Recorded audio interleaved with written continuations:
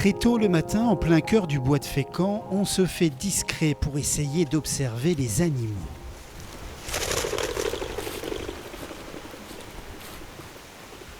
Ça, c'est une poule faisane. C'est thermal. Le faisan. On va essayer d'aller jusqu'au bout là-bas.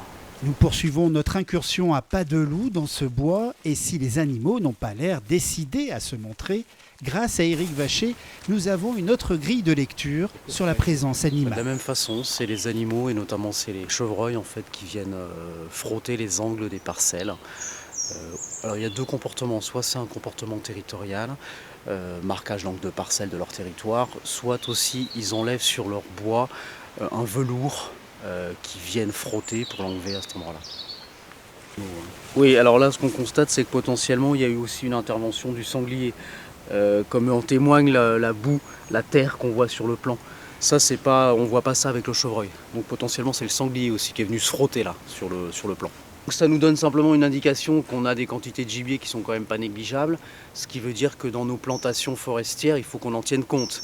Ici on est sur des plantations qui ont un peu plus d'une dizaine d'années et comme vous pouvez le constater, il y a un certain nombre de plants les plus sensibles qui sont des Douglas qui ont été protégés. Et on voit les protections, c'est ces espèces de filets qui évitent justement que les animaux viennent blesser nos tiges d'avenir et nos bois qu'on va garder jusqu'à la fin. Il faut qu'on les garde pour faire des belles grumes et donc si elles sont abîmées et frottées, on n'en fera jamais des belles grumes. Le département a organisé la visite du bois en 3 pôles afin de découvrir la vie de l'arbre, de sa naissance à son exploitation, mais aussi à la présence des animaux.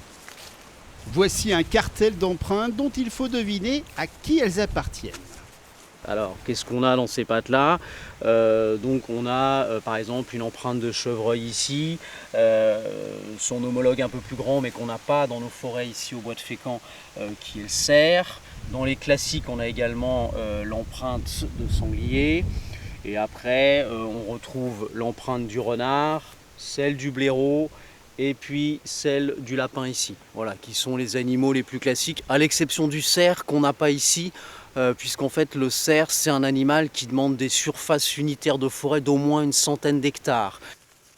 Autrefois, ce bois appartenait à la puissante abbaye de Fécamp du XIe siècle, d'où son nom.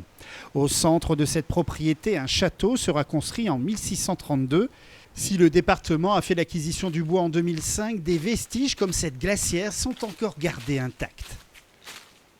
C'est une glacière qui date du XVIIe siècle et qui vient en fait notamment de Marie-Antoinette qui lors d'un voyage en Italie avait découvert ces systèmes de glacières et avait découvert les sorbets notamment et elle a importé ça en France et on en a un exemple ici.